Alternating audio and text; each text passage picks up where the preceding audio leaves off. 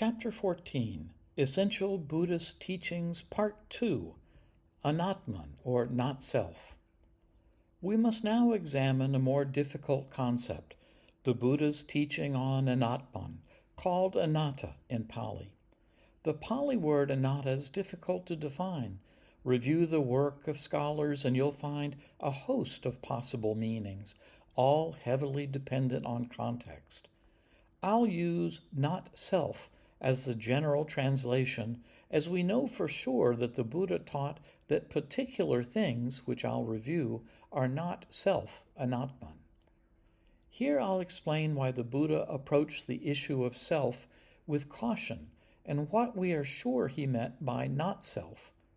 I'll also briefly touch on different understandings of self and not self held by different schools of Buddhism, and in a supplement, I'll examine in more detail how views about not self developed into different doctrinal stances in early Buddhism, views which scholars continue to debate how correctly they reflect the Buddha's teachings. Written by Thomas Ty Seal, copyright Thomas Ty Seal, unless otherwise noted.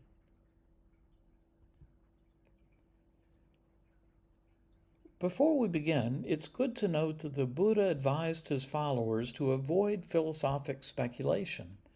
When a follower asked the Buddha about whether the world was eternal and infinite, if the soul is different from the body, and if after death the enlightened one who has come, that is, a Tathagata, exists, the Buddha replied that this is like a man shot with a poisoned arrow who demanded an answer to his questions about who shot him before it was taken out. That man, the Buddha said, would die before the arrow was taken out. The important thing, the Buddha said, was to pay attention to the Buddha's teachings and not get involved in useless speculations. As you'll see, views about Buddhist concepts of self and not self are often speculative. It's not that the Buddha did not understand philosophic speculations. In the Brahmajala Sutta, he explained 4 reasons why some believe the self, Atman, and the cosmos are eternal, while others have 4 different reasons while only some aspects of the cosmos are eternal, and some have 4 different reasons for believing the cosmos is infinite or not, and 4 reasons why people cannot make up their minds, and 2 reasons why some believe that the self and the cosmos arose by chance. The Buddha made it clear that he understood each of the 18 reasons above and went on to say, these standpoints, thus assumed and thus misapprehended, lead to such a future destination, to such in the world beyond. In short, the Buddha was saying that attachment to these standpoints lead to future rebirth and continued suffering. The Buddha then explained that he does not cling to these and is thus free from their concern and fates. He advised his disciples to do the same. That's a very important point. Attachment to fruitless speculations and arguing about them often cause our suffering. The Buddha's focus was on experience, not academic disputes.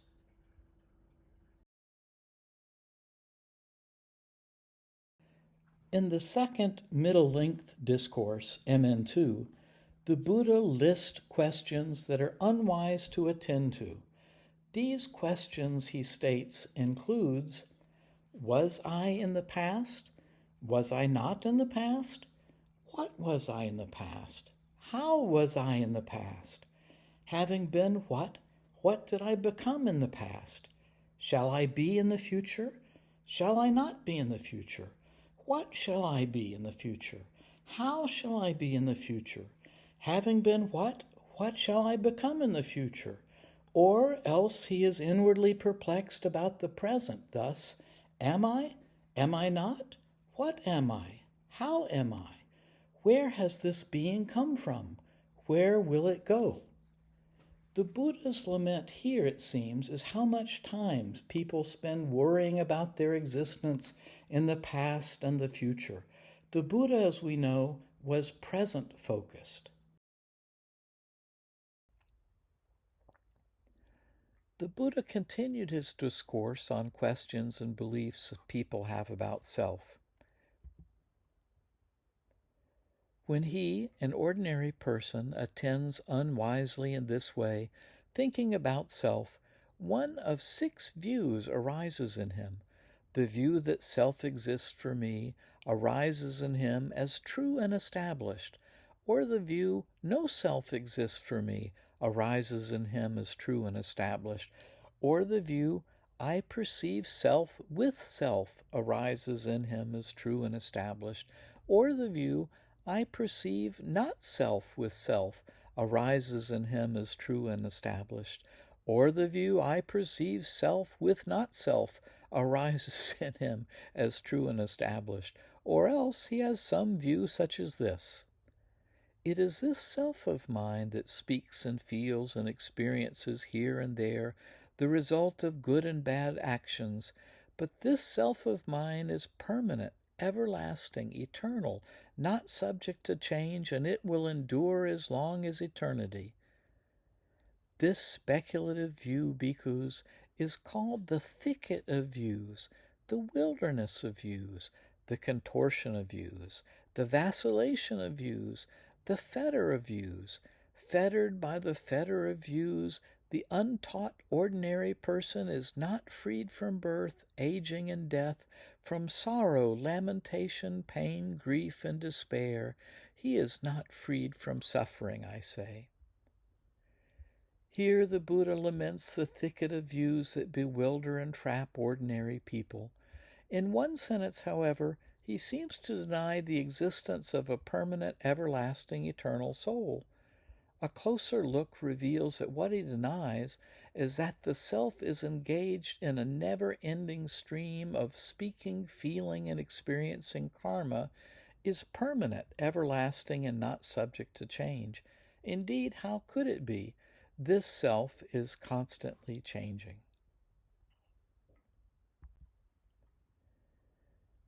Given this thicket of views about self, it's not hard to understand why the Buddha did not want to talk about it. In a passage in the short grouped discourses, SN 4410, the Buddha explained more about his silence on the topic. A wandering ascetic named Vachagata asked the Buddha a very simple question. How is it now, Master Gautama? Is there a self? When this was said, the Blessed One was silent. Then, Master Gautama, is there no self? A second time the Blessed One was silent. Then the wanderer Vachagata rose from his seat and departed. Then, not long after the wanderer Vachagata had left, the Venerable Ananda said to the Blessed One, Why is it, Venerable Sir, that when the Blessed One was questioned by the wanderer Vachagata, he did not answer? If, Ananda, when I was asked by the wanderer Vachagata, Is there a self? I had answered, There is a self. This would have been siding with those ascetics and Brahmins who are eternalists. And if, when I was asked by him, Is there no self? I had answered, There is no self. This would have been siding with those ascetics and Brahmins who are annihilationists. If, Ananda, when I was asked by the wanderer Vachagata, Is there a self? I had answered, There is a self. Would this have been consistent on my part with the arising of the knowledge that all phenomena are non-self? No, Venerable Sir. And if, when I was asked by him, Is there no self? I had answered, There is no self. The wanderer Vachagata, already confused, would have fallen into even greater confusion, thinking, It seems that the self I formerly had does not exist now. Here the Buddha refused to take sides with either those who preached an eternal soul or with those who preach that the soul is extinguished at death. What he did assert, however, is that all phenomena are non-self. That's a very narrow teaching, best explained in the next passage.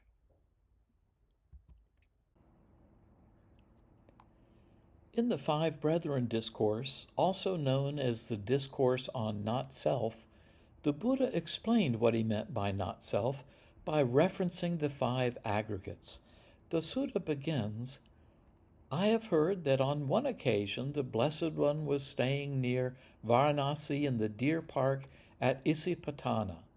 There he addressed the group of 5 monks. Form, monks, is not self. If form, that is material things, were the self, this form would not lend itself to dis-ease. It would be possible to say with regard to form, let my form be thus, let my form not be thus. But precisely because form is not self, this form lends itself to dis-ease. And it is not possible to say with regard to form, let my form be thus, let my form not be thus. Feeling is not self, and then he repeated the words as in above. Perception is not self. Fabrications are not self. Consciousness is not self. Here it seems the Buddha suggested that a proof of self is agency. We have little agency over the forms, feelings, perceptions, mental fabrications, and consciousness that arises automatically in us depending on the environment. Thus, these cannot be self. As you'll see, the Buddha taught ways to control these automatic, mindless occupations. So, in that sense, there is a self, but the ever-changing sensory processing that we do are not self. These things happen to us, if not controlled, and we are its prisoners. The verses continue. What do you think, monks? Is form constant or inconstant? Inconstant, Lord. And is that which is inconstant easeful or stressful? Stressful, Lord. And is it fitting to regard what is inconstant, stressful, subject to change as this is mine, this is myself, this is what I am? No, Lord. Is feeling constant or inconstant? Inconstant, Lord. Is perception constant or inconstant? Inconstant, Lord. Are fabrications constant or inconstant? Inconstant, Lord. What do you think, monks? Is consciousness constant or inconstant? Inconstant, Lord. And is that which is inconstant easeful or stressful? Stressful, Lord. And is it fitting to regard what is inconstant, stressful, subject to change, as this is mine, this is myself, this is what I am? No, Lord. Here the Buddha picks up on an important theme, the supreme value of constancy and the relative meaninglessness of that which is inconstant. It's also clear from this long passage that the Buddha did not say that self does not exist. He said that the 5 aggregates, the forms, feelings, perceptions, mental plans, and consciousness that we hold on to, are not our self, and that by holding on to these we suffer. By advising us to not hold on to the ever-changing 5 aggregates, the Buddha directed us to look for something constant in order to relieve our suffering. We'll take a look at what this may be in a bit.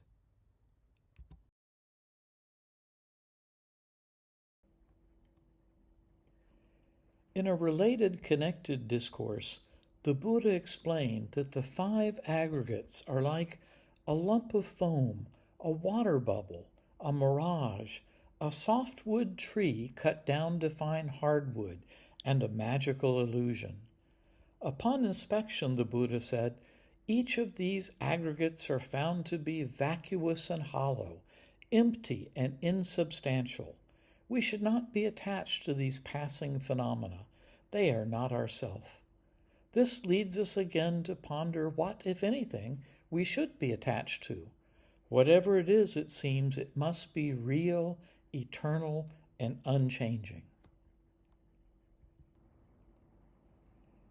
In another of the connected discourses, the Buddha also used the phrase empty of self. When the Buddha's favorite disciple Ananda asked him, "It is said that the world is empty. The world is empty, Lord. In what respect is it said that the world is empty?" The Buddha replied, "Insofar as it is empty of a self or anything pertaining to a self. Thus it is said, Ananda, that the world is empty. And what is empty of a self or of anything pertaining to a self? The eye is empty of a self or of anything pertaining to a self. Forms, eye consciousness, eye contact is empty of a self or of anything pertaining to a self. The ear is empty, the nose is empty, the tongue is empty, the body is empty, the intellect is empty of a self or of anything pertaining to a self. Ideas, intellect consciousness, intellect contact is empty of a self or of anything pertaining to a self. Thus it is said that the world is empty."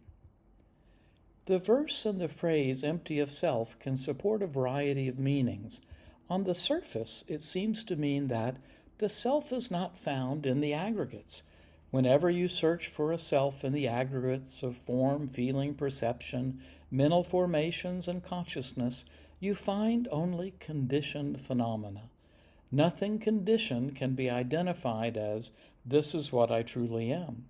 That leaves unanswered the question, what is self, which is consistent with the Buddha's reluctance to enter the thicket of views we've discussed. The phrase can also, however, mean there is literally no self at all, only impersonal aggregates. There is no self, soul, or subject anywhere in reality. What exists are only impersonal processes, the aggregates. Or, 3, it can mean the self exists conventionally and is useful but is empty of independent essence. Self is a valid conventional designation for the aggregate stream, but there is ultimately no existing self. 4. The self is empty because it is no permanent content. What we ordinarily call self is a process. Its contents constantly arise and pass. 5. The world is empty because nothing in experience is rightly grasped as this is mine, this I am, this is myself. And 6. The empirical self is empty, but subjectivity remains. Even though there is no substance of ego, there is still lived awareness. There is no permanent I in this, but there is still an I experiencing it. This and other verses like it led to the development of different schools of Buddhist thought about the concept of emptiness. The Theravada tradition took views closely aligned with meanings 1 and 2. They held that there is no self in the aggregates, and that what appears as a person is a causal stream of momentary impersonal dharmas. To understand this requires a more detailed discussion, which I'll undertake in the supplement section. The early Mahayana community had no fixed view on emptiness or self. Gradually, however, different views emerged. About 700 years after the Buddha, a scholarly Indian monk named Nagarjuna published a logic-based treatise called Madhyamaka Karyakas, translated as something like Fundamental Verses of the Middle Way. The Madhyamaka in the title refers to Madhyamaka, meaning middle way. Nagarjuna chose this title because he claimed that, like the Buddha, his text avoided both the view that self was eternal and that there is no self. What the text and the Madhyamaka movement is most known for, however, is teaching that not only are the 5 aggregates not self, but that all things are empty of inherent natures, as everything is conditioned, arising and dependent on other things. While his view of emptiness can seem like it denied self, he cautioned that emptiness does not mean non-existence. It means dependent existence. I'll say more about their views in the supplement. One branch arising out of the Madhyamakas, the Svatantrikas, believed that there are two distinct realities, conventional and ultimate. They claimed that objects, that is, forms, in the conventional world exist in their own right as a way to distinguish one thing from another and to differentiate their function. In an ultimate sense, however, they are empty. By contrast, the Prasangikas believe that even if you claim things have conventional inherent characteristics, you are accidentally claiming they are intrinsically real, which contradicts the ultimate truth of emptiness. They argue that things can only exist because they lack any inherent traits whatsoever. If something had even a trace of conventional, inherent, unchanging existence, it could never be made, it could never break, and it could never change. To them, conventional reality exists only because language, social convention, and human minds create them. Conventional reality is functional, but has no independent, inherent, fundamental existence at all. This is the view that the Dalai Lama holds.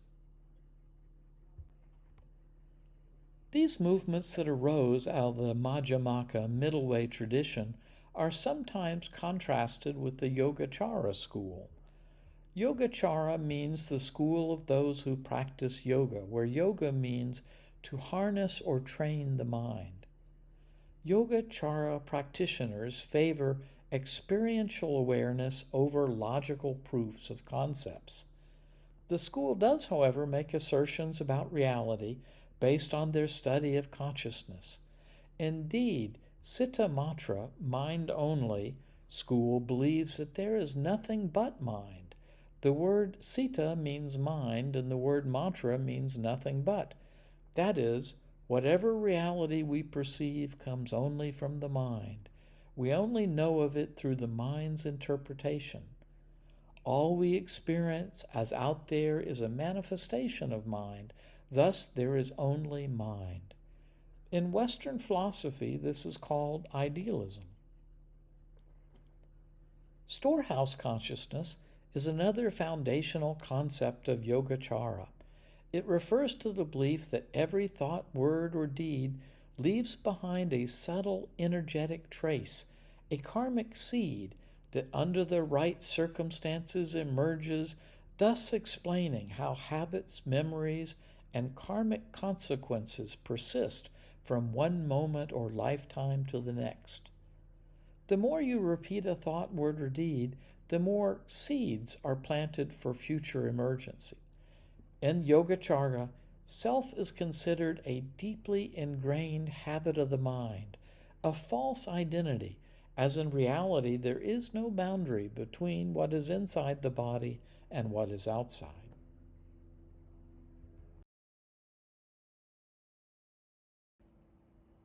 The Tathagatagarbha, or doctrine of Buddha nature, holds that all sentient beings possess latent Buddha nature, the nature of the Tathagata, which is obscured by ignorance and afflictions.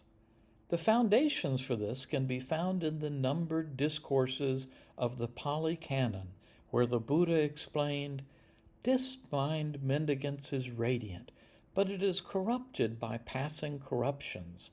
An unlearned, ordinary person does not truly understand this, so I say that the unlearned, ordinary person has no development of the mind.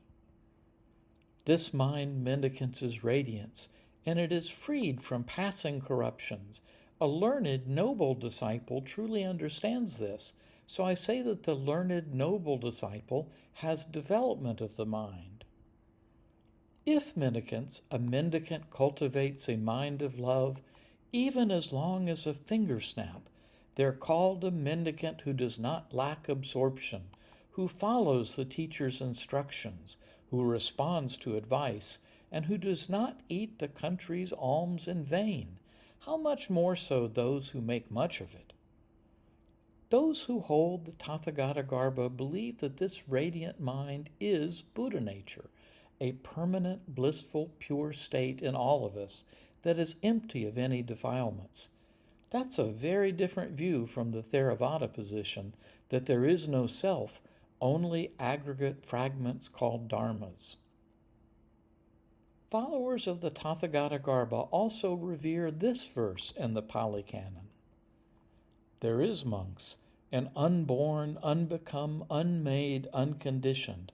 If there were not that unborn, unbecome, unmade, unconditioned, there would be no escape here from what is born, become, made, and conditioned.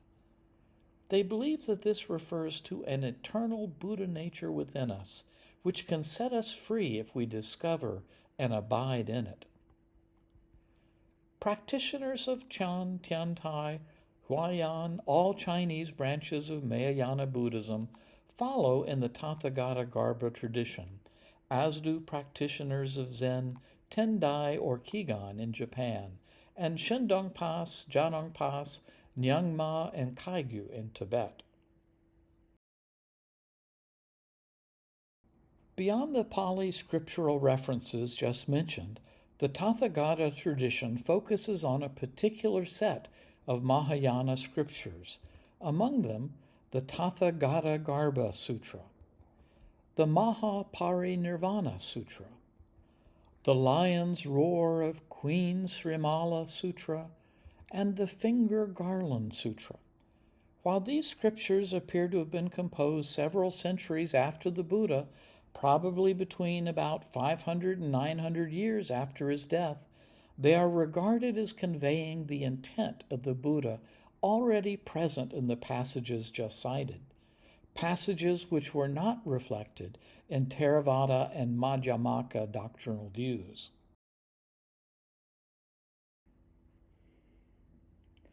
The Mahaparinirvana Sutra explains that our true self is in fact nascent Buddha nature. Beginning in chapter 8 and many times after that, this sutra proclaims that all beings have Buddha nature. Thus, as in the Christian Bible, the kingdom of heaven is within. Beginning in chapter 12 of the sutra, we read that the nature of self within is nothing other than the hidden storehouse of the Tathagata, and that the nature of the self within and the Buddha nature do not differ. Note that these refer to pure self, Buddha nature within, not our lower self that wants to own everything. In these Tathagata traditions, we are, it seems, as the Bible declares, made in the image of the Father, containing a bit of God's nature, our true self within us. This is also consistent with what the Upanishads declare. Further, we learn that the void, emptiness, is the Buddha nature, and that loving kindness is the Buddha nature. In this tradition, the void is not empty of spiritual powers. It is filled with love. Further, in the Lion's Roar of Queen Srimala Sutra, we learn that Tathagatagarbha is the domain of the Tathagata. It is not the domain of any disciple or self-enlightened one.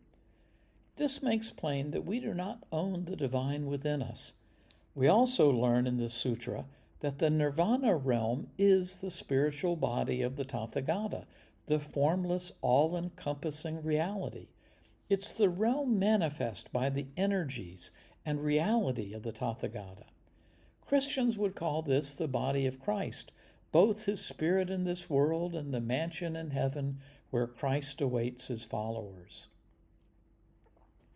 We also learn from this sutra that the Buddha's spiritual body is the domain of omniscient knowledge, and that if we think of it as having the perfections of permanence, pleasure, self, and purity, we do not go astray.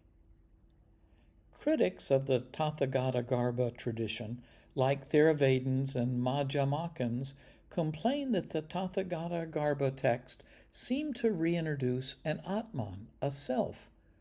Those in the Tathagatagarbha tradition would counter that the views of Theravadins and Madhyamakans go too far towards annihilationism, getting rid of the self, and that the Buddha nature is not a self, but a way of expressing emptiness and the potential for awakening. Pure Land Buddhism is focused on trust in the vows of Amitabha, who was once a monk who vowed to create a heavenly home for anyone who called on him. Those who do so with devotion and sincerity are reborn in the land of bliss. Pure Land Buddhism does not have a binding view on emptiness, though different subgroups may express ideas usually borrowed from other Mahayana traditions.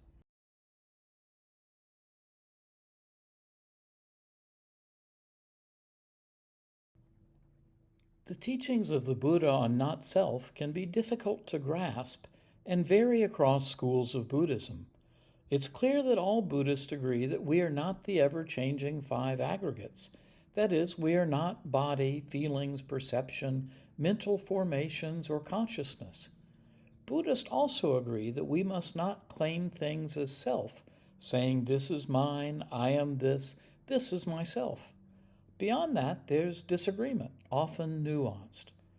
The question of concern is if the teachings of some of the schools of Buddhism go beyond what the Buddha intended by not self.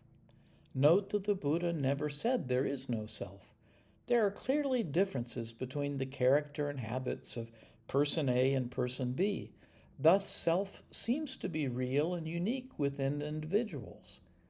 The question Buddhists put forward for us to consider is whether what we regard as the unique characteristics of a person are merely traits and habits conditioned by our past, current, and intended future actions, our karma, rather than an enduring, independent self possessing fixed qualities. In other words, our character may not be a fixed self that stands apart from experience, but a stream of qualities continually shaped by how we think, act, and respond to the world, while self itself is empty. As to the nature of this empty self, Buddhists have different views. As to there being no self, in an ultimate sense, this may be true. Many theists believe that in the end, if we get close enough to the divine reality, whatever traces of self we had must surely have been extinguished. In the near presence of God, we are all empty. If you want to see more references to self and the afterlife in the Pali Canon, and learn more about how doctrinal views of Buddhist schools developed, continue on to the Chapter 14 Part 2 supplement, which is divided into short sections. Otherwise, go on to Part 3, where we discuss nirvana.